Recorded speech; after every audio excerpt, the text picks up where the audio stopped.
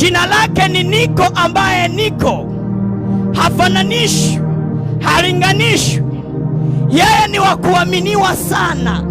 Yeye ndiye anayependa habari zake zihubiriwe kwa watu wapate kuzisikia, ili wanapozisikia wapate kuamini katika mioyo yao, ili naye apate kuingia katika maisha yao, apate kuishi na kutawala pamoja nao, apate kuishi na kutawala pamoja nao. Yeye Mungu ni Mungu wa amani siku zote. Hutamani kuwa karibu na mwanadamu, hutamani kuwa karibu na sisi siku zote. Kwa nini? Kwa sababu katika viumbe vilivyoumbwa, mwanadamu aliumbwa kuliko viumbe vyote. Ndio maana katika uumbaji wake Mungu alipoumba vitu vyote, baada ya kuumba mwanadamu, siku ya saba akapumzika, siku ya saba akastarehe.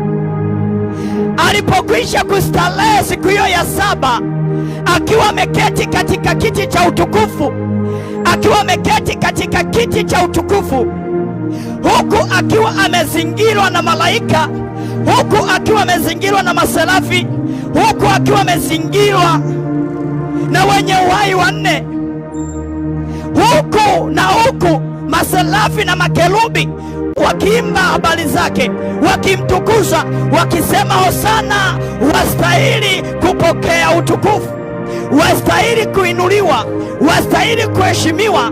Hiyo siku ya saba, maandiko yanasema Mungu alitulia akatazama kazi yake aliyoifanya, apate kutuangalia sisi wanadamu.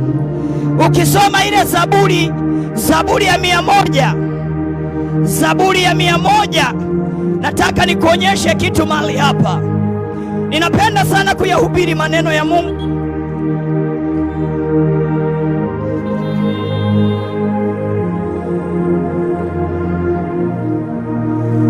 Ninapenda sana kuyahubiri maneno ya Mungu.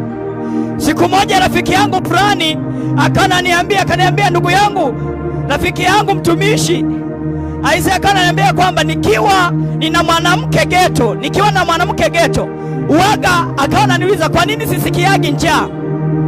Yana akawa ananiuliza kwa nini nikiwa na mwanamke geto, yani uwaga sisikiagi njaa.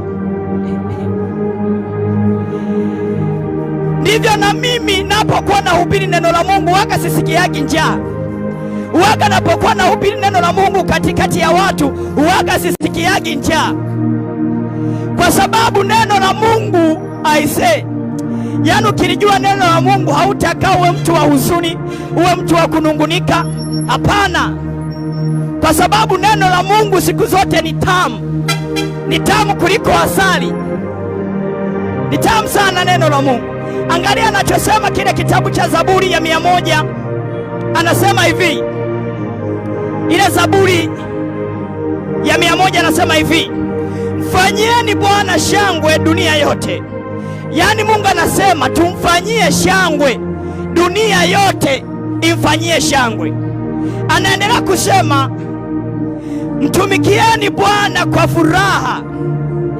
Yaani siku zote tunapomtumikia Mungu, tunamtumikia Mungu kwa furaha, tunamtumikia Mungu huku mioyo yetu ikiwa imejawa furaha. Lakini unapotumika kwa shetani siku zote, lazima uwe mtu wa kilio maisha yako yote, uwe mtu wa huzuni maisha yako yote. Maana shetani hajawahi kumpa kitu yoyote halafu awe na furaha nacho, awe na furaha nacho hata siku moja. Chochote unachoona shetani anakiachilia kwako, jua ya kwamba ndani yake kimebeba huzuni kuu. Lakini hapa tunasoma maandiko yanatuambia tumtumikie Bwana kwa furaha. Unamtumikia Mungu huku ndani ya moyo wako una furaha, huku ndani ya moyo wako una amani, kwa sababu mtu yoyote ambaye anayemjua Mungu sana siku zote, hata kama nakula matembele kila siku, hata kama nakula marage kila siku, yeye siku zote ananawili, siku zote anang'aa, siku zote anapendeza. Huwezi ukajua. Kwa nini? Kwa sababu utukufu wa Mungu unakuwa unamfunika kiasi ambacho ukimwangalia hivi unauona utukufu wa Mungu. Ndivyo ilivyotokea kwa Musa. Musa, maandiko anasema alipopanda mlima wa Sinai akakaa kule siku 40 mchana na usiku katika uwepo wa Mungu.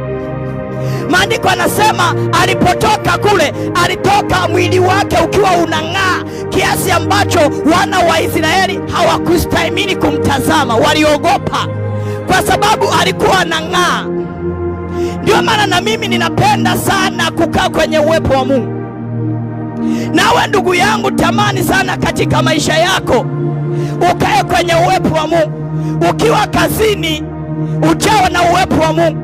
Ukiwa nyumbani, ujawe na uwepo wa Mungu. Ukiwa mahali popote pale, ujawe na uwepo wa Mungu.